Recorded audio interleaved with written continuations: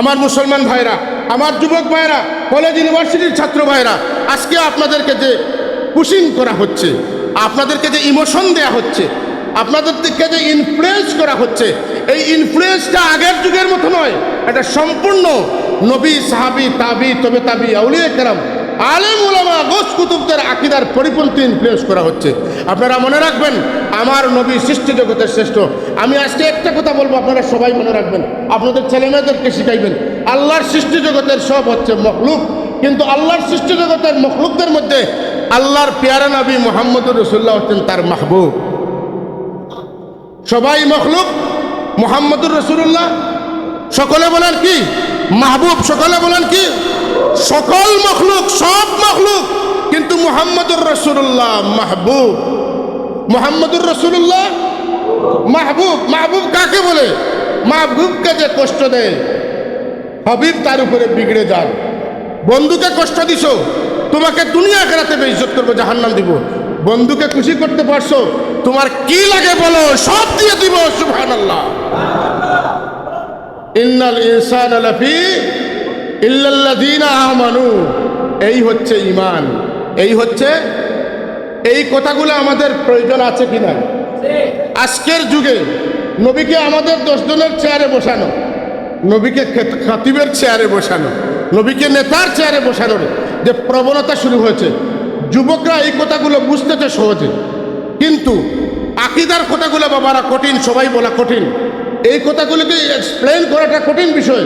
আমাদের মাথায় রাখতে হবে যে আমাদের পূর্বসূরি উলামায়ে কেরাম আমাদেরকে যে বিশ্বাস দিয়ে গিয়েছেন, নতুন করে, নতুন চেহারায়, নতুন টাকায়, নতুন খামে, নতুন মোটরসাইকেলে, নতুন কনস্ট্রাকশনে, নতুন চাকরিতে, সেই আকীদা থেকে আমি সরব, এটা বিশ্বাস রাখি। স্কুল, কলেজ, ইউনিভার্সিটির ছাত্ররা এদিকে বেশি ধাবিত। আল্লাহ রসুল বলতেছেন, এদের বয়স কম হবে, তাদের জ্ঞান কম হবে। আহদাসুল আসনান সুফাহাউল আহলাম, কার কথা? রসুলের কথা। কোন কিতাবে এসেছে? বুখারী শরীফে এসেছে। যারা খারিজি হবে তাদের বয়স কম হবে, তাদের জ্ঞান কম হবে। আজকালকের বেশিরভাগ অল্প বয়স ছেলেমেয়েরা কিন্তু ওই দিকে ঝুঁকতেছে।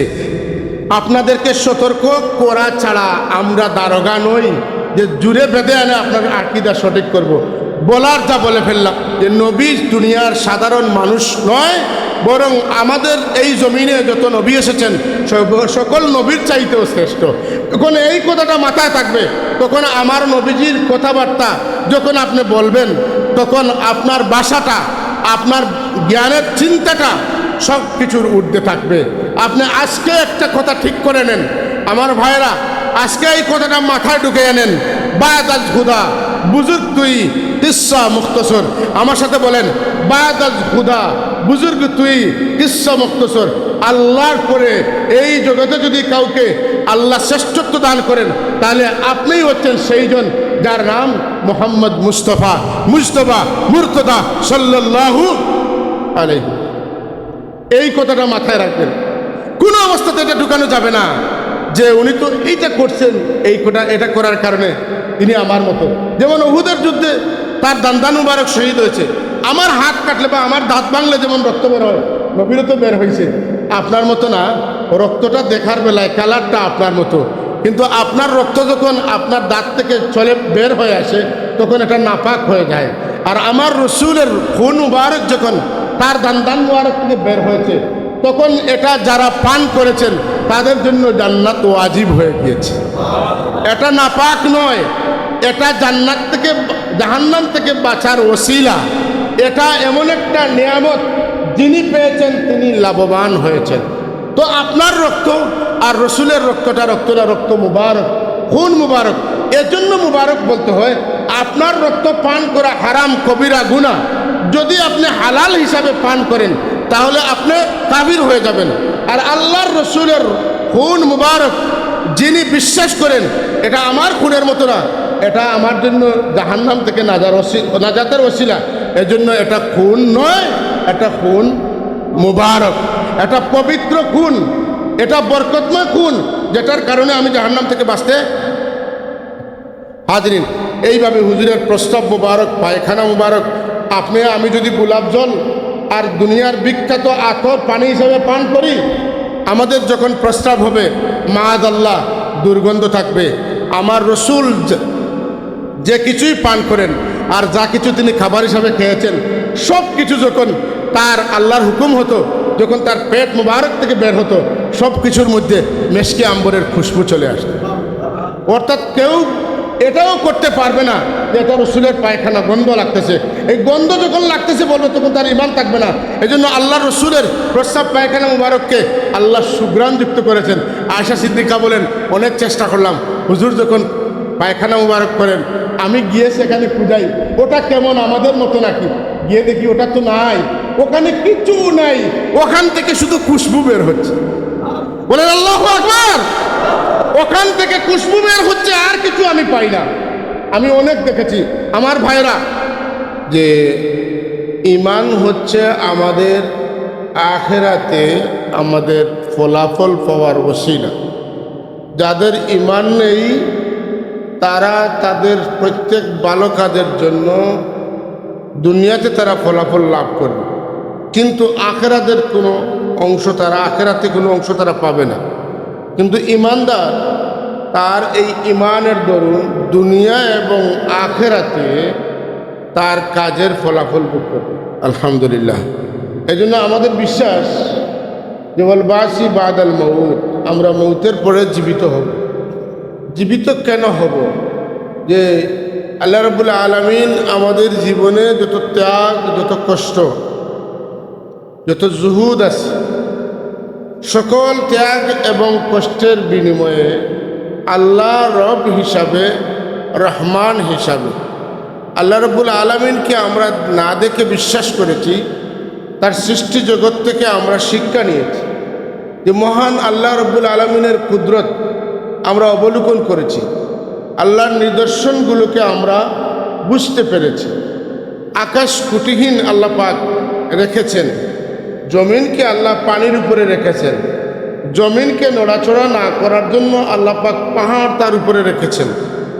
আল্লাহ রাব্বুল আলামিন দিনকে সৌন্দর্যমণ্ডিত করার জন্য সূর্য দিয়েছেন, চাঁদকে আল্লাহ পাক রাত্রে দিয়েছেন যাতে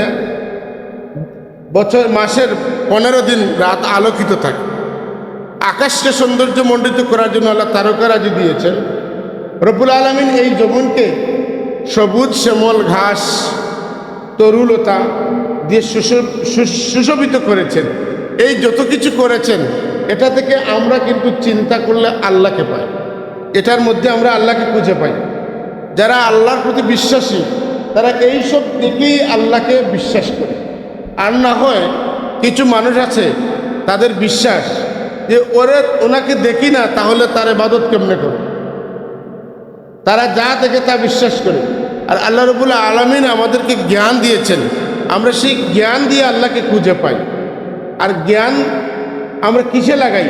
জ্ঞানটা দিয়ে আমরা চিন্তা করি, এই চিন্তার ভিতরেই আমরা আল্লাহকে খুঁজে পাই। আমি তো ছোট ছিলাম, আমি বড় হলাম, আমার বয়স অনেক হয়েছে, আমি যুবক ছিলাম, আমি বৃদ্ধ হয়েছি, আমার ছোট্ট ছেলেটার জন্ম হয়েছে, আস্তে আস্তে সে বড় হয়েছে।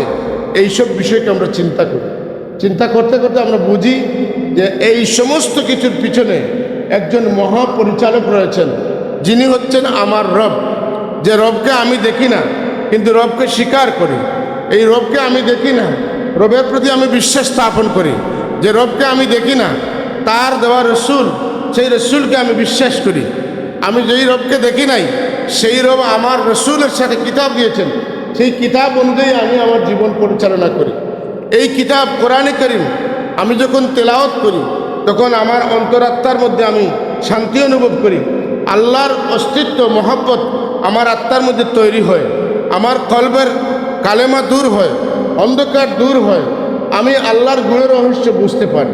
আল্লাহ রাব্বুল আলামিন আমাকে তৈরি করেছেন, তার সাথে আমার কোনো সরাসরি যোগাযোগ নেই, কিন্তু তার নবীর সাথে যোগাযোগ আছে। আমি একজন প্রকৃত ইমানদার হিসাবে রব্বুল আলামিন আমাকে মাঝে মধ্যে ইশারা ইঙ্গিতে সচেতন করে দেন। বিপদ সামনে আছে, শুভ লক্ষণ সামনে আছে, ভালো কিছু সামনে আছে, সতর্ক হও, যে কাজে আসো এগিয়ে যাও, আমি তোমাকে মদত করব। এইগুলা কিন্তু একজন প্রকৃত ইমানদার মানুষ, সে আলিম হোক আর আবিদ হোক, সে কিন্তু বুঝতে পারে যখন সে প্রকৃত মুমিন হয়। কথাটা কি বুঝাইতে পারছে? শুধু আলিমরা টার পায় এমন না, সাধারণ মানুষ যাদের আমল এখলাস রয়েছে, একজন সাধারণ মানুষ সে বুঝে যে আমি যদিও জ্ঞান অর্জন করতে পারি নাই, কিন্তু আল্লাহ আমাকে একটা কমন সেন্স দিয়েছেন, এটা দিয়ে আমি আল্লাহকে চিনি। আল্লাহর উনি ফজরের নামাজ পড়ে, উনি সকল ওয়াক্তের নামাজ পড়ে, গুনার কাজ থেকে নিজেকে বাঁচিয়ে রাখে। যখন কল্পটা পরিষ্কার হয়ে যায়, যখন চক্ষু লাগে, তখন অন্তরটা খুলে যায়। অন্তরের সাথে আল্লাহ রাব্বুল আলামিনের একটা গভীর সম্পর্ক আছে, ইশারা ইঙ্গিত হয়। এগুলা দ্বারা একজন মানুষ আল্লাহকে বুঝতে পারে এবং আল্লাহর সাথে তার যোগাযোগ হয়। যখন আমরা সুবহান রব্বিয়াল আলা বলি, সুবহান রব্বিয়াল আজিম বলি, নিরিবিলি দুনিয়ার সব চিন্তা থেকে আমাদের অন্তরকে পাক পবিত্র করে আমরা যখন শান্তিতে নামাজ পড়ি, তখন এই নামাজের মধ্যেই আল্লাহর সাথে বন্দার একটা সম্পর্ক হয়ে যায়। এই যে আমাদের ঈমান এবং আমল, এই ঈমান এবং আমলের কারণে আল্লাহ রাব্বুল আলামিন আমাদেরকে দুনিয়াতে কিছু উপহার দেন, কিছু সদ্ব্যবহার, কিছু আমাদেরকে আল্লাহ রাব্বুল আলামিন নিয়ামত দান করেন। সেই নিয়ামতগুলো কিন্তু মূল না, সেই নিয়ামত কিন্তু মূল না। আমরা যখন ছোট ছিলাম তো হাতের কাজ আমাদেরকে প্রাইমারি লেভেলে হাতের কাজ দেওয়া হতো। আপনারা যারা অনেকেই আমাদের বয়সের আছেন বা এর আগের আছেন, হাতের কাজ, তো হাতের কাজে আমরা মাটি দিয়ে কাঁঠাল বানাইতাম, আম বানাইতাম। এইগুলা নিয়ে আমরা কি করতাম, ওই হাতের কাজ দিতাম। যার আমটা যত সুন্দর হইতো তিনি একটু মার্ক বেশি পাইতেন। ওই আমটা ওটাতে যদি আমরা রং টং দিয়ে পুরো পাকা আম যদি বানিয়ে নেই, ওটাতে যদি কামড় দেই স্বাদ লাগবে না, এটা মাটি। কিন্তু গাছের আম যেটা, এটা দুই গাছের আম কিন্তু একরকম হয় না।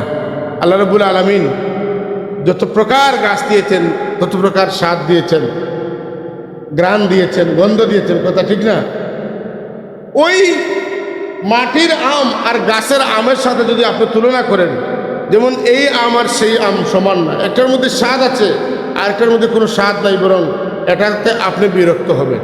আপনি মনে রাখবেন, দুনিয়ার সবচাইতে ভালো আম যদি আপনি খান, এই আমটা জান্নাতের আমের তুলনায় মাটির আম, যার মধ্যে কোনো স্বাদ নেই। আল্লাহ পাক যে জান্নাতে যে নিয়ামত দিবেন, তার কোনো তুলনা কোনো মানুষ দিতে পারবে না। বলুন সুবহানাল্লাহ, সকলে বলি সুবহানাল্লাহ। সেই যে নিয়ামত, অপূর্ব নিয়ামত, আল্লাহ বলতেছেন তুমি দুনিয়ায় থাকা অবস্থায় ঈমান আনো, ভালো কাজ করো, তোমার জন্য একটি জান্নাত আমি রেখেছি, যেটার কোনো চৌহদ্দি তোমার কাছে নেই, যেটার কোনো বিশেষ কতটুকু কি হবে তা তোমার পরিপূর্ণ জানা নেই।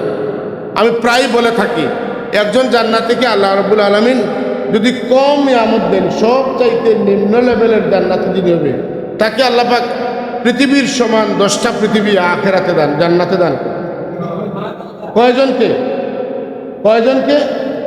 একজন, যিনি জাহান্নাম থেকে সবার শেষে বের হয়েছেন, যিনি জাহান্নাম থেকে তার পাপের কারণে সবার শেষে বের হয়ে জান্নাতে এসেছেন, তাকে আল্লাহ পাক কমপক্ষে 10টি পৃথিবীর সমান আয়তন জায়গা তাকে দান করবেন। আর সেই সব জায়গাটা আল্লাহ পাক তার জন্য সাজিয়ে রেখেছেন। যদি তাই হয়, তাহলে ঈমানের স্তর যাদের উপরে, আল্লাহ পাক তাদেরকে কি দিবেন, এটা না গেলে না দেখলে বোঝা যাবে না। দুনিয়ার জ্ঞান বুদ্ধি দিয়ে, অনুমান শক্তি দিয়ে এটাকে তুলনা করা যাবে না। এজন্য একজন মানুষের জন্য তার দৈনন্দিন জীবনে, একজন মানুষের জন্য তার দুনিয়া এবং আখেরাতের মধ্যে সবচেয়ে বড় নিয়ামত হচ্ছে কি? ঈমান। যদি সেই ঈমান নিয়ে যেতে পারে, তাহলে সে একদিন জান্নাতে যাবে, জান্নাত থেকে সে আর কোনোদিন বের হবে না। আর যদি সে অনেক ভালো কাজ করে, অনেক ভালো কাজ করে, কিন্তু সে ঈমান নিয়ে কবরে না যেতে পারে, তাহলে তার সব ভালো কাজের পরিবর্তে আল্লাহ পাক তাকে দুনিয়ার কল্যাণ এবং নিয়ামত দান করেছেন, যা দিয়েছেন তা আখেরাতে তার জন্য কোনো অংশ থাকবে না। মা লাহুম ফিল আখিরাতি মিন নসিব, কোনো অংশ তার আখেরাতে থাকবে না। এজন্য আমাদেরকে পরিপূর্ণ, পরিশুদ্ধ, নির্ভেজাল একটা ঈমানের প্রয়োজন। ইল্লাল্লাযীনা আমানু, বলেন ইল্লাল্লাযীনা আমানু। আপনারা প্রায়ই বলতে পারেন যে আপনি ঈমানের কথা বেশি বলেন, আমলের কথা এত বলেন না। কেন বলি না? আপনার ঈমান যদি না থাকে, তাহলে আমল দিয়ে আপনি কি করবেন? কথাটা কি বুঝাইতে পারছি? আপনার যদি ইমান না থাকে তাহলে আপনি আমল দিয়ে কি করবেন? আমল তো আপনার কাজে আসবে না। এই জন্য আমাদের সবাইকে ইমানের কথাগুলো ভালোভাবে বুঝতে হবে, শুনতে হবে। আজকাল ইমানের কথা কম, আমলের কথা বেশি। আমল বেশি, ইমান সম্পর্কে বলতে গেলে ইমান মানে কি? আকীদা। ইমান মানে ইমানের আরবি প্রতিশব্দ হচ্ছে আকীদা। আপনি যদি আকীদার কথা বলেন তাহলে বলবে তোমরা তো সেই আগের মতোই আকীদা আকীদা বলতেছো। দুনিয়া কোন দিকে যায় তোমরা আপডেট হতে পারো নাই, তোমরা তো ব্যাকডেট। কিন্তু ইমান শুদ্ধ রাখা, আকীদা সঠিক রাখা, এটা হচ্ছে সবচাইতে বড় আপডেটের বিষয়। ইমান যদি ঠিক না থাকে, আপনার আমল, আপনার কাজ, আপনার মেধা, আপনার জ্ঞান আপনাকে দুনিয়ার বড় চেয়ারে বসাইতে পারে। আপনি রাজনৈতিকভাবে বড় নেতা হতে পারেন, আপনি সংসদ নেতা হতে পারেন, আপনি প্রধানমন্ত্রী হতে পারেন, আপনি বিশ্বের একজন বড় নেতা হতে পারবেন। ইমান না থাকার কারণে মৃত্যুর পর থেকে আপনার চাইতে নিকৃষ্ট কোনো মানুষ আর আল্লাহর জগতে নেই। কিন্তু আপনার যদি ইমান থাকে, আর দুনিয়াতে যদি আপনার কোনো মসনদ না থাকে, কোনো চেয়ার না থাকে, কোনো আসন না থাকে, কোনো পদ পদবি না থাকে, আপনি ইমানদার যদি হন, তাহলে কবরে গেলে আপনার চাইতে ভালো মানুষ আর কেউ হতে পারে না। এজন্য আমাদেরকে এই ছোট্ট একটা সূরা আমি আপনাদের খেদমতে আজকে 4 নম্বর জুমা আলোচনা করতেছি।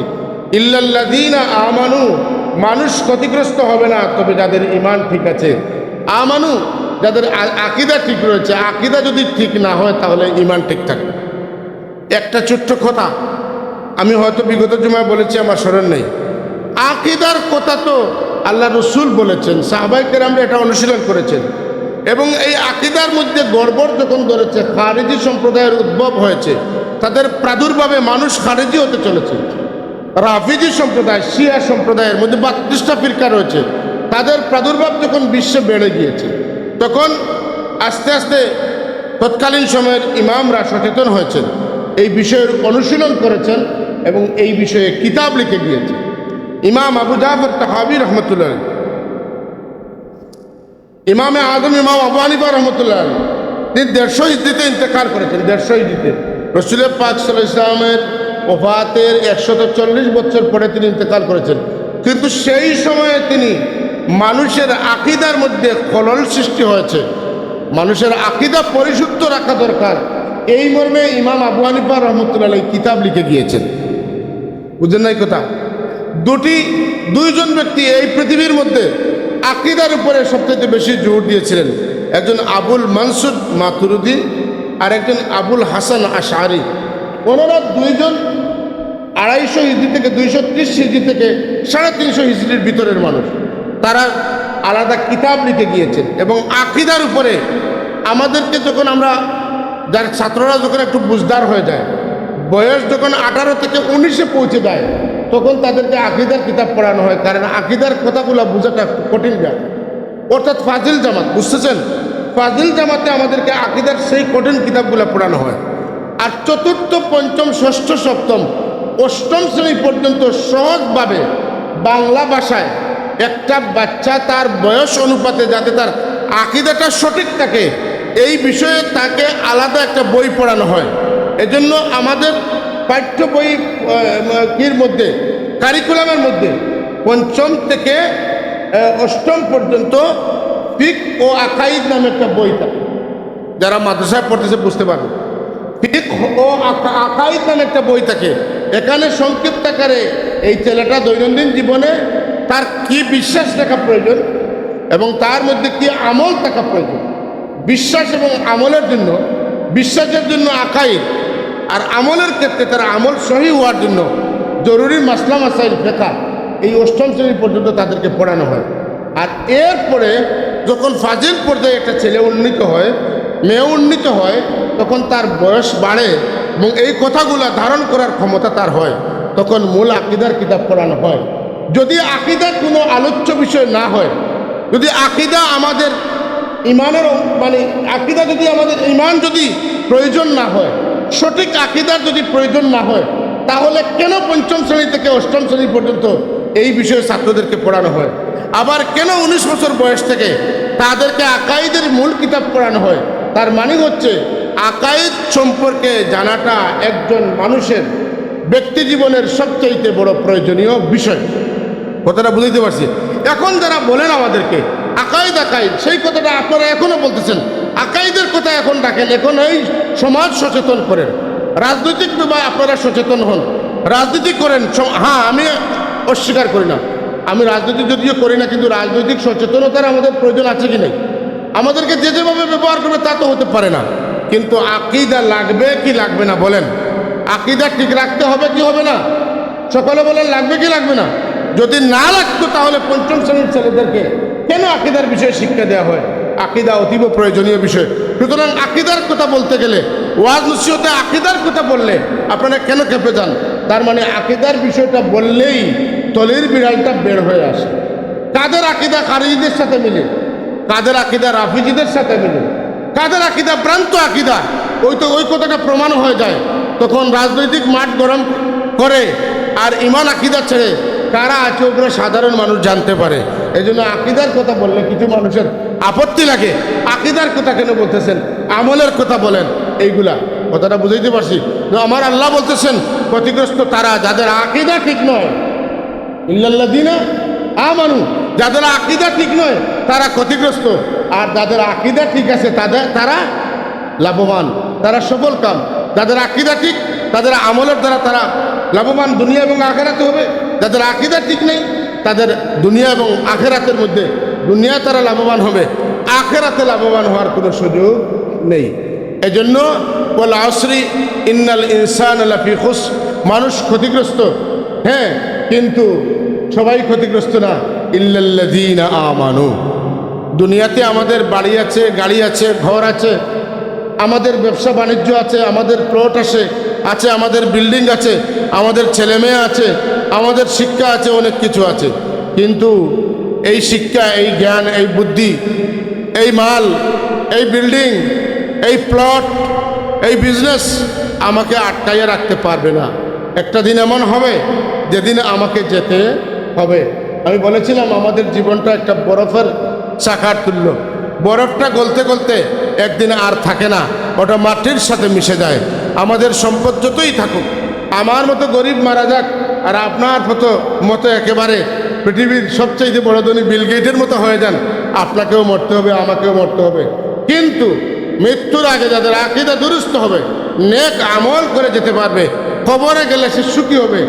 আর যার টাকার অভাব নেই, সারা দুনিয়া তিনি কিনতে পারবেন এমন ক্ষমতা আছে, কিন্তু যদি তার ঈমান ঠিক না থাকে তাহলে সেও বাঁচতে পারবে না, আর কবরে গেলে তার কোনো উপায় থাকবে না। এজন্য আমাদেরকে অবশ্যই বোঝা উচিত যে আমাদের আকীদা ঠিক রাখতে হবে। আখিরাত, কবরে যাওয়ার পরে আমি জীবিত হব এবং কবরে যাওয়ার পরে আমার আল্লাহ আমাকে ফেরেশতা দিয়ে প্রশ্ন করাবেন। আমার আকীদা যদি ঠিক থাকে তাহলে আমি কবরের প্রশ্নের উত্তর দিতে পারবো। যদি আকীদা ঠিক না থাকে তাহলে আমি প্রশ্নের উত্তর দিতে পারবো না। এজন্য কবরে যাওয়ার পরে আমাদেরকে আকীদার প্রশ্ন করা হয়, আর হাসরের ময়দানে যখন আমাদের বিচার হবে তখন আমলের প্রশ্ন করা হবে। আপনারা জানেন যে হাসরের ময়দানে যখন বিচার শুরু হবে, প্রথম নামাজ সম্পর্কে আমাদেরকে প্রশ্ন করা হবে, আমাদের নামাজগুলোকে ঘাটাঘাটি করা হবে। আমরা কত ওয়াক্তের নামাজ পড়েছি, কত ওয়াক্তের নামাজ সহিভাবে হয়েছে, কত ওয়াক্ত পড়ি নাই, কত ওয়াক্ত পড়া সত্ত্বেও আমাদের ভুল হয়েছে। কথা বুঝতে পারছি? ওইটা বিবেচনা করা হবে। কবরে কত বছর থাকবো আমি জানি না, হাসরের ময়দানে ওঠার পরে কত বছর দাঁড়িয়ে থাকবো তা আমি জানি না। তবে আমি জানি যখন আল্লাহর হাবিব সুপারিশ করবেন, সুপারিশের পরে আল্লাহ যখন বিচার শুরু করবেন তখন মুমিনদের বিচার হবে, কাফিরদের কোনো বিচার নেই, মুনাফিকদের কোনো বিচার নেই, ওদের সবাইকে জাহান্নামে পাঠাইবেন। আর এরপরে মুমিনদের বিচার শুরু হবে। যারা বিচারের নিজের পক্ষে রায় পাবে তারা জান্নাতে যাবে, আবার কারো বিপক্ষে রায় আসবে, 10 বছরের জেল হবে, 20 বছরের জেল হবে, 50 বছরের হবে। এইভাবে যার আমল যত ক্ষতিগ্রস্ত তিনি তত বছর জেল খাটবেন। একটা পর্যায়ে আল্লাহ পাক এই দিনগুলো যখন শেষ হয়ে যাবে ওনাকে আল্লাহ পাক জান্নাতে পাঠাবেন। কথা বুঝাইতে পারছি? আল্লাহ চাহে তো হুজুরে পাক সাহেবের সুপারিশ যদি আপনার নসিব হয়ে যায়, বুঝেন নাই, আলিমের সুপারিশ নসিব হয়ে যায়, অলির মুর্শিদের সুপারিশ নসিব হয়ে যায়, আপনার মাসুম বেগানা সন্তান ইন্তেকাল করেছে তার সুপারিশ যদি আপনার নসিব হয়ে যায়, আপনার হাফিজে কোরআন ছেলে তার সুপারিশ যদি আপনার নসিব হয়ে যায়, বুঝেন নাই কথা? তাহলে আল্লাহ পাক আপনাকে ওই জেলে দিবেন, এরপরে এই সুপারিশের কারণে আপনাকে কি করবেন? এমনকি বহু মানুষ আছে যারা জাহান্নামের দিকে যাচ্ছে, প্রত্যেকে ফিরাইয়া আল্লাহ পাক তাকে জান্নাত। বলুন সুবহানাল্লাহ, সকালে বলুন সুবহানাল্লাহ। এটা হচ্ছে আকীদার বিষয় বাবা। এটা আপনাকে বিশ্বাস করতে হবে যে কিছু সংখ্যক মানুষ প্রথম সারিতে আছেন নবী রসুল, দ্বিতীয় সারিতে আছেন আমাদের ইমামগণ, তৃতীয় সারিতে আছেন আমাদের তসৌফের ইমাম, তরিকতের ইমাম, আর এরা আছেন। এরপরে ওদের মাধ্যমে আল্লাহ পাক আমাকে সুপারিশ করাইতে পারেন। এটা আল্লাহর ইচ্ছা। আল্লাহ নবীকে আল্লাহ সুপারিশের এখতিয়ার দিয়েছেন। আলেম ওলামা অলি গোস কুতুবদেরকে আল্লাহ সুপারিশের এখতিয়ার দিয়েছেন। আল্লাহ যদি নসিব করে আর হয়ে যায় তাহলে আমরা সুপারিশ পাবো। আমরা সুপারিশ পাওয়ার আশায় আমল বন্ধ করব, নাকি সুপারিশের আশাও রাখবো, নেক আমল করতেও থাকবো? বলুন, সুপারিশের বিশ্বাস রাখবো, নেক আমল চালাইয়া যাব। বলেন, নেক আমল চালিয়ে যাব। আল্লাহর কাছে চাইবো যে আল্লাহ আসরের ময়দানে আপনার হাবিবের সুপারিশ আমাকে নসিব করিয়েন। আমরা দোয়া করি না, ওয়ারজুকনা শাফাআতাহু ইয়াউমাল কিয়ামা, বলি কি বলি না? আমরা জানাজার নামাজে যখন ছোট্ট শিশুদের জানাজার নামাজ পড়ি, আমরা দোয়া করি ওয়াজআলহু লানা শাফিআন ওয়া মুশাফফাআন, ওই কচি বাচ্চাটাকে আমার জন্য সুপারিশকারী হিসাবে তুমি কবুল করো। ওই ছেলেটা আমার কোনো উপকারও করে নাই, কোনো ক্ষতিও করে নাই। আমি তার জানাজায় আসা আমার জন্য বাধ্যবাধকতা না, কিছু মানুষে করলে হয়। আমি দূর থেকে এসেছি, ওই বাচ্চাটা নাকি কিয়ামতের দিন সুপারিশ করবে, ও যেন আমাকে সুপারিশ করে দিন এসেছি। ওয়াজআলহু লানা, পড়েন ওয়াজআলহু লানা শাফিআন ওয়া মুশাফফাআন। এই জন্য কচি কচি বাচ্চাদেরকে অবহেলা করিয়েন না, ওদের সামনে খারাপ কাজ করিয়েন না। কিয়ামতের দিন যখন মানুষ মুসলমানরা মুমিনরা জাহান্নামে যাবে, তখন ওই ছোট ছোট বাচ্চারা তাদের চেহারা দেখে বুঝতে পারবে ওরা তো মুমিন, তাহলে জান্নাতে জাহান্নামে যাচ্ছে কেন? ওরা জিজ্ঞাসা করবে মাসালাকে কুম ফি সাকার, বাবারা আপনাদের তো দেখার বেলায় তো লাগে মুসলমান, আপনারা জাহান্নামে যাচ্ছেন কেন? তখন আপনারা আমরা আল্লাহ মাফ করুক এইভাবে যারা যাবেন তারা বলবেন যে আমাদেরকে লজ্জা দিও না বাবা, আমরা তো নামাজটা ঠিকমতো পড়তাম না, লাম নাকু মিনাল মুসাল্লিন, আমরা নামাজ পড়তাম না। আমরা বলতাম যে দুনিয়ার কাজটা সেরে নেই, নামাজ একটু বয়স টয়স হোক পড়বো নে, আর ওই যে অভ্যাস হয়েছে আর নামাজ ঠিক মতো হয় না। তাওবা করে নেই যেন আল্লাহ পাক আমাদের সবাইকে নামাজি হিসাবে কবুল করেন। সকলে বলি আমিন, সকলে বলি আমিন, সবাই বলি আমিন, আমিন। একটু বলবেন, আল্লাহ চাইলে এত মানুষের আমিন, একজন ভালো মানুষের সাথে আমার আমলটা কবুল হয়ে যেত। বিরাদরানে ইসলাম, এজন্য আমাদেরকে সতর্ক থাকতে হবে। কবরে যাওয়ার পরে আকীদার সওয়াল হবে, হাসরের ময়দানে আমাদের আমলের সওয়াল হবে। কবরটা হচ্ছে আমাদের আখিরাতের প্রথম ধাপ। যেই ধাপে যদি আমি কামিয়াব হয়ে যাই তাহলে আমার সব সহজ হয়ে যাবে, আর যদি এটা কঠিন হয়ে যায় সব কিছু কঠিন হওয়ার সম্ভাবনা আছে। তবে মন ঘাবড়াইয়েন না, আকীদা ঠিক রাখবেন, ভালো আমল করবেন, ছেলেটাকে জিয়ারত শিখাইয়া যাবেন। আপনার ছেলেকে নিয়ে আপনি আপনার বাবা মার কবর জিয়ারতে যাবেন, আপনার দাদা দাদি নানা নানির কবর জিয়ারতে যাবেন। আপনার বাবার ওফাতের তারিখ আসলে ইসালের সওয়াবের জন্য ভালো আমল করবেন, সদকা খয়রাত করবেন, নিজে করবেন, অন্যকে দিয়ে করাইবেন। এটা থেকে আপনার ছেলে শিখবে, আপনি মারা গেলে আপনার জন্য জুমার দিন জিয়ারত করবে, জুমার দিন আপনার জন্য সদকা খয়রাত করবে। গরিব মিসকিনকে যখন টাকা দিবে তখন তার দিনের মধ্যে আসবে, বাবা তো কবরে আছেন, কোন অবস্থায় আছেন আমি জানি না, 200 টাকা 100 টাকা আমি একজন মিসকিনকে দিলাম, সে আমার মা বাবার জন্য দোয়া করবে, আমার মা বাবাকে এই সৎকার বদলে আল্লাহ কবরে সওয়াব দিবেন। এটা যদি লালন করেন তাহলে কবরে গেলেও ইনশাল্লাহ আটকাবেন না, আল্লাহ সৎকার পরিবর্তে আপনার বাবাকে মুসিবত থেকে উদ্ধার করতে পারবেন। এই কথাগুলো মাথায় রাখবেন। কিন্তু এটা যদি আপনি নিজে না করেন আপনার ছেলে মেয়ে করবে না, আপনার মেয়েদেরকে ছেলেদেরকে আপনি শিখাবেন। আপনি মসজিদে এসেছেন, আপনার ছেলের হাতে 50টা টাকা দেন, দিয়ে বলেন এই বেগে তুমি টাকা দাও, ওই টাকাটা তোমার হাতে দাও, আপনি নিজে দিবেন, আপনার ছেলেকে দিবেন, তখন সে অভ্যস্ত হবে, সে শিখবে। বাড়িতে যখন কোনো সাইল আসবে, বাসায় যখন কোনো সাইল আসবে, আপনার হাতে না দিয়ে আপনি তুলে দিবেন আপনার ছেলের হাতে, আপনার মেয়ের হাতে, ছোট বাচ্চাটার হাতে, ও যেন দেয়, তাহলে ওই হাতটা দাতার হাত হবে। বলুন সুবহানাল্লাহ। আল্লাহ যেন কবুল করে, সকলে বলি আমিন। সাল্লাল্লাহু আলা সাইয়্যিদিনা। আপনাকে আমাকে ভালো কাজের অনুশীলন করতে হবে, আমার পরবর্তী বংশধরকে দিয়ে ভালো কাজের অনুশীলন করাতে হবে। সদকা খয়রাত নামাজ রোজায় আমার ছেলে মেয়েদেরকে আমাকে শরীক রাখতে হবে। একটু মিলাদুন্নবী আসবে, ওই প্রতি সোমবারে একটা রোজা রাখবেন, পারবেন তো? বলেন, মিলাদুন্নবীর মাস সমাগত না? হয়তো আগামী 15 বা 16 তারিখ মিলাদুন্নবীর মাস ঢুকে যাবে। সোমবারে, আর বেশি বলছি না, ওই রবিউল আউয়াল মাসে সোমবারে একটা রোজা ধরতে পারবেন তো ইনশাল্লাহ? এই রোজাটা ধরেন, আপনার ছেলে মেয়েদেরকে রোজা ধরান।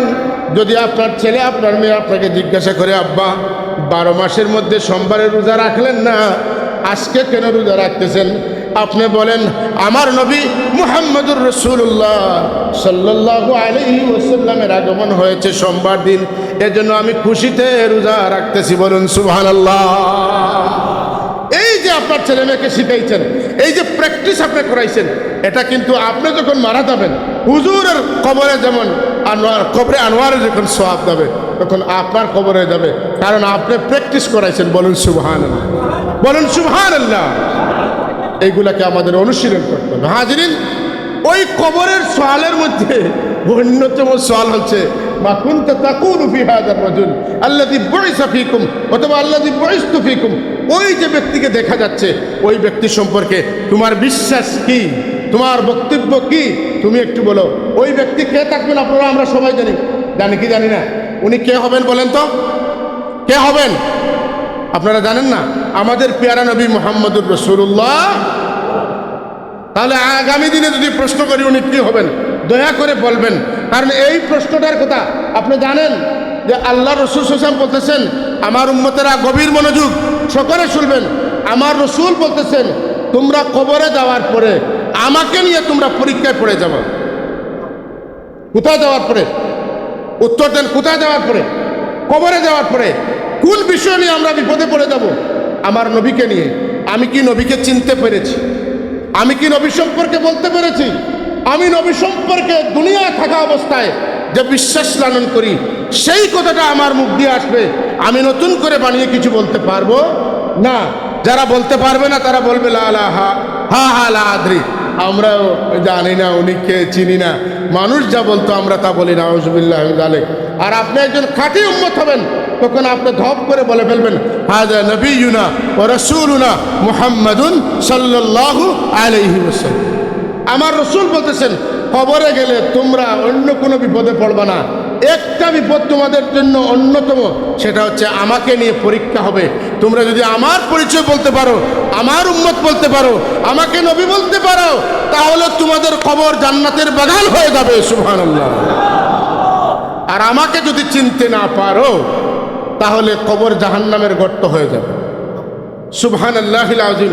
আমার নবীকে আল্লাহ কবরে হাজির করিয়ে আমাদেরকে প্রশ্ন করবেন, তোমরা আমাকে দেখো নাই, আমাকে দেখলে চিনবাও না, ঠিক না? আমি এমন নয় যে আমাকে দেখার মতো কিছু, তোমাদের জ্ঞান বুদ্ধি দ্বারা, চোখ দ্বারা আমাকে দেখা সম্ভব না। কিন্তু একজনকে আমি দিছিলাম এই পৃথিবীতে। তোমাদের যাদের এশক ছিল, দুনিয়া থাকা অবস্থায় অনেকে নবীকে স্বপ্নে দেখেছো। আচ্ছা, তোমরা যদি সাচ্চা মুমিন হও, তাহলে তোমরা ভাববা যে দুনিয়ায় থাকা অবস্থায় উলামায়ে কেরামরা বলেছিলেন কবরে রসুলকে দেখানো হবে, অন্য কাউকে না। যখন উনাকে দেখানো হচ্ছে, উনি রসুল ছাড়া আর কেউ হবেন না, সুতরাং আমি নাই দেখলাম, উনি আমার রসুল। সুবহানাল্লাহ। কি বলেন? শত শত মাহফিলে গিয়েছেন, বক্তব্য শুনেছেন, কবরে রাসূলকে দেখানো হবে, তখন আপনি উনি কে? আলাদা আর কেউ কাউকে কবরে দেখানো হবে না। এখানে শয়তান গিয়ে ওয়াসওয়াস দেওয়ার কোনো সুযোগ থাকবে না। এই জগৎটা অন্য একটা জগৎ, যেখানে আপনার বিরুদ্ধে শয়তান আর কাজ করতে পারবে না। শয়তানের কাজের শেষ সময় হচ্ছে একেবারে মৃত্যুর শেষ টাইম পর্যন্ত। আপনার প্রাণটা বের হওয়া পর্যন্ত শয়তান আপনার বিরুদ্ধে যুদ্ধ করবে, কিন্তু কবর থেকে, হাসর থেকে, মিজান থেকে, সিরাত থেকে কোথাও আপনার বিরুদ্ধে শয়তানের কাজ করার কোনো অবকাশ থাকবে না। তখন আপনি বুঝবেন যে কবরে যাকে দেখানো হবে, হাদিসে শুনেছি উলামায়ে কেরামরা বলেছেন কবরে নবীকে দেখানো হবে। তখন আপনি হাসি হাসি বলতে পারবেন, উনি তো আর কেউ হতে পারে না, কবরে আমাকে ধোঁকা দেওয়ার কোনো সুযোগ নেই, ইনি আমার পেয়ারা রসুল মুহাম্মদুর রাসূলুল্লাহ। বিরাদরান ইসলাম, অত্যন্ত সতর্ক থাকতে হবে, সচেতন থাকতে হবে। কারা বলতে পারবে? যারা আমার নবীকে নিয়ে ঠাট্টা বিদ্রুপ করেছে। নবী এই জানতেন না, সেই জানতেন না, নবী এটা দেখতেন না, সেটা দেখতেন না, নবী এটা বুঝতেন না, সেটা বুঝতেন না, নবী আর আমার মধ্যে কোনো পার্থক্য নেই, নবীর কাছে ওহী আসে, আমার কাছে ওহী আসে না, আর আমি এবং আমার নবী সর্বক্ষেত্রে সমান। এই বিশ্বাস নিয়ে যদি কবরে যান, আপনি জীবনেও নবী চিনতে পারবেন। আপনি নবীকে চিনতে হলে আপনি নবী চিনতে হলে আপনি বুঝবেন এমন কোনো কথা বলা যাবে না যে কথার কারণে নবী আমি অথবা 10 জনের মতো একজন হন, বরং আপনার প্রত্যেকটা কথায় এই বাস্তবতার প্রতিফলন ঘটবে যে নবী দুনিয়ার সাধারণ মানুষ নয়, বরং আমাদের এই জমিনে যত নবী এসেছেন সকল নবীর চাইতেও শ্রেষ্ঠ। যখন এই কথাটা মাথায় থাকবে, তখন আমার নবীজির কথাবার্তা যখন আপনি বলবেন, তখন আপনার ভাষাটা, আপনার জ্ঞানের চিন্তাটা সব কিছুর ঊর্ধ্বে থাকবে। আপনি আজকে একটা কথা ঠিক করে নেন আমার ভাইরা, আজকে এই কথাটা মাথায় ঢুকে নেন। বাদ আল খুদা বুজুর্গ তুই কিসা মুখতসর, আমার সাথে বলেন বাদ আল খুদা বুজুর্গ তুই কিসা মুখতসর। আল্লাহর পরে এই জগতে যদি কাউকে আল্লাহ শ্রেষ্ঠত্ব দান করেন, তাহলে আপনিই হচ্ছেন সেইজন যার নাম মোহাম্মদ মুস্তফা মুর্তদা সাল্লাল্লাহু আলাইহি। এই কথাটা মাথায় রাখবেন, কোনো অবস্থাতে এটা ঢুকানো যাবে না যে উনি তো এইটা করছেন, এটা করার কারণে তিনি আমার মতো। যেমন উহুদের যুদ্ধে তার দান্দান মুবারক শহীদ হয়েছে, আমার হাত কাটলে বা আমার দাঁত ভাঙলে যেমন রক্ত বের হয়, নবীরও তো বের হয়েছে। আপনার মতো না, রক্তটা দেখার বেলায় কালারটা আপনার মতো, কিন্তু আপনার রক্ত যখন আপনার দাঁত থেকে চলে বের হয়ে আসে তখন এটা নাপাক হয়ে যায়। আর আমার রসুলের খুন মুবারক যখন তার দান্দান মুবারক থেকে বের হয়েছে, তখন এটা যারা পান করেছেন তাদের জন্য জান্নাত ওয়াজিব হয়ে গিয়েছে। এটা নাপাক নয়, এটা জান্নাত থেকে জাহান্নাম থেকে বাঁচার ওসিলা। এটা এমন একটা নিয়ামত, যিনি পেয়েছেন তিনি লাভবান হয়েছেন। তো আপনার রক্ত আর রসুলের রক্তটা রক্ত মুবারক, খুন মুবারক। এজন্য মুবারক বলতে হয়। আপনার রক্ত পান করা হারাম, কবিরা গুনাহ। যদি আপনি হালাল হিসাবে পান করেন তাহলে আপনি কাবির হয়ে যাবেন। আর আল্লাহর রসুলের খুন মুবারক যিনি বিশ্বাস করেন এটা আমার খুনের মতো না, এটা আমার জন্য জাহান্নাম থেকে নাজাতের ওসিলা, এজন্য এটা খুন নয়, এটা খুন মুবারক, এটা পবিত্র খুন, এটা বরকতময় খুন, যেটার কারণে আমি জাহান্নাম থেকে বাঁচতে। হাজরিন, এইভাবে হুজুরের প্রস্তাব মুবারক, পায়খানা মুবারক, আপনি আমি যদি গোলাপ জল আর দুনিয়ার বিখ্যাত আতর পানি হিসাবে পান করি, আমাদের যখন প্রস্তাব হবে মাআযাল্লাহ দুর্গন্ধ থাকবে। আমার রসুল যে কিছুই পান করেন আর যা কিছু তিনি খাবার হিসাবে খেয়েছেন, সব কিছু যখন তার আল্লাহর হুকুম হতো, যখন তার পেট মুবারক থেকে বের হতো, সব কিছুর মধ্যে মেশকে আম্বরের খুশবু চলে আসে। অর্থাৎ কেউ এটাও করতে পারবে না যে এটা রসুলের পায়খানা গন্ধ লাগতেছে।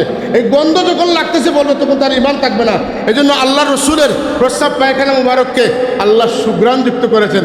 আয়েশা সিদ্দিকা বলেন, অনেক চেষ্টা করলাম, হুজুর যখন পায়খানা মুবারক করেন আমি গিয়ে সেখানে খুঁজাই ওটা কেমন, আমাদের মতো নাকি। গিয়ে দেখি ওটা তো নাই, ওখানে কিছু নাই, ওখান থেকে শুধু খুশবু বের হচ্ছে। বলেন আল্লাহু আকবার। ওখান থেকে খুশবু বের হচ্ছে, আর কিছু আমি পাই না। আমি অনেক দেখেছি আমার ভাইরা, আমার মুসলমান ভাইরা, আমার যুবক ভাইরা, কলেজ ইউনিভার্সিটির ছাত্র ভাইরা, আজকে আপনাদেরকে যে পুশিং করা হচ্ছে, আপনাদেরকে যে ইমোশন দেয়া হচ্ছে, আপনাদেরকে যে ইনফ্লুয়েন্স করা হচ্ছে, এই ইনফ্লুয়েন্সটা আগের যুগের মতো নয়। এটা সম্পূর্ণ নবী, সাহাবী, তাবি, তবে তাবি, আউলিয়া কেরাম, আলেম উলামা, গোস কুতুবদের আকীদার পরিপন্থী ইনফ্লুয়েন্স করা হচ্ছে। আপনারা মনে রাখবেন আমার নবী সৃষ্টি জগতের শ্রেষ্ঠ। আমি আজকে একটা কথা বলবো, আপনারা সবাই মনে রাখবেন, আপনাদের ছেলেমেয়েদেরকে শিখাইবেন। আল্লাহর সৃষ্টি জগতের সব হচ্ছে মখলুক, কিন্তু আল্লাহর সৃষ্টি জগতের মখলুকদের মধ্যে আল্লাহর পেয়ারা নবী মুহাম্মদুর রাসূলুল্লাহ হচ্ছেন তার মাহবুব। সবাই মখলুক, মুহাম্মদুর রাসূলুল্লাহ সকলে বলেন কি মাহবুব, সকলে বলেন কি সকল মখলুক, সব মখলুক, কিন্তু মুহাম্মদুর রাসূলুল্লাহ মাহবুব। মুহাম্মদুর রাসূলুল্লাহ মাহবুব। মাহবুব কাকে বলে? মাহবুবকে যে কষ্ট দেয় হাবিব তার উপরে বিগড়ে যান। বন্ধুকে কষ্ট দিছো, তোমাকে দুনিয়া আখিরাতে বেইজ্জত করবো, জাহান্নাম দিব। বন্ধুকে খুশি করতে পারছো, তোমার কি লাগে বলো, সব দিয়ে দিব। সুবহানাল্লাহ। ইন্নাল ইনসানা লাফি ইল্লাল্লাযীনা আমানু। এই হচ্ছে ঈমান, এই কথাগুলো আমাদের প্রয়োজন আছে কিনা? আজকের যুগে নবীকে আমাদের 10 জনের চেয়ারে বসানো, নবীকে খাতিবের চেয়ারে বসানো, নবীকে নেতার চেয়ারে বসানোর যে প্রবণতা শুরু হয়েছে, যুবকরা এই কথাগুলো বুঝতেছে সহজে, কিন্তু আকীদার কথাগুলো বাবারা কঠিন, সবাই বলা কঠিন। এই কথাগুলোকে এক্সপ্লেন করাটা কঠিন বিষয়। আমাদের মাথায় রাখতে হবে যে আমাদের পূর্বসূরি ওলামায়ে কেরাম আমাদেরকে যে বিশ্বাস দিয়ে গিয়েছেন, নতুন করে নতুন চেহারায়, নতুন টাকায়, নতুন খামে, নতুন মোটরসাইকেলে, নতুন কনস্ট্রাকশনে, নতুন চাকরিতে, সেই আকীদা থেকে আমি সরব, এটা বিশ্বাস রাখি। স্কুল কলেজ ইউনিভার্সিটির ছাত্ররা এদিকে বেশি ধাবিত। আল্লাহ রসুল বলতেছেন এদের বয়স কম হবে, তাদের জ্ঞান কম হবে। আহদাসুল আসনান সুফাহাউল আহলাম, কার কথা? রসুলের কথা। কোন কিতাবে এসেছে? বুখারী শরীফে এসেছে। যারা খারিজি হবে তাদের বয়স কম হবে, তাদের জ্ঞান কম হবে। আজকালকের বেশিরভাগ অল্প বয়স ছেলেমেয়েরা কিন্তু ওই দিকে ঝুঁকতেছে। আপনাদেরকে সতর্ক করা ছাড়া আমরা দারোগা নই যে জুড়ে বেঁধে আনে আপনার আকীদা সঠিক করব। বলার যা বলে ফেললাম, ওমা আলাইনা ইল্লাল বালাগুল মুবিন।